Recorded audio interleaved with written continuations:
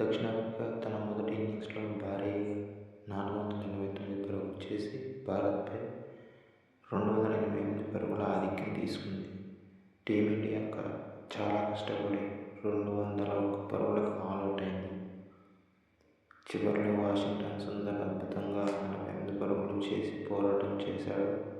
అతనికి కుల్దీప్ యాదవ్ సహకారం కూడా అందింది.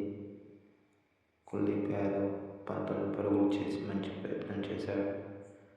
అయితే మిగతా బ్యాట్స్మెన్లు ఎవరూ వారి స్థాయికి తగ్గ ప్రదర్శన ఇవ్వలేక ఇండియా 201 పరుగులకి కుప్పకూలింది.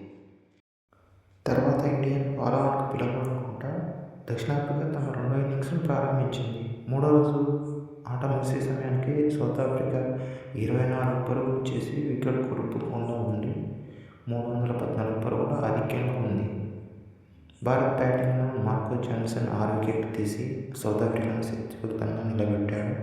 అతనికి సైమన్ హార్పర్ సహకారం కూడా లభించింది. ప్రస్తుతం భారత జట్టు విజయం కోసమే పోరాటం కాకుండా డ్రా కోసమే ప్రయత్నిస్తున్నట్టు కనబడుతుంది. 4వ రోజు సౌత్ ఆఫ్రికా అదనపు ఆధిక్యం సంపాదించి భారత్కు పెద్ద టార్గెట్ ఇవ్వడానికి ప్రయత్నించవచ్చు. ఇలా 3వ రోజు చాలా ఆసక్తికరంగా మారింది. మరిన్ని తాజా అప్డేట్స్ కోసం మా ఛానల్ను సబ్స్క్రైబ్ చేయడం మర్చిపోకండి. Thank you.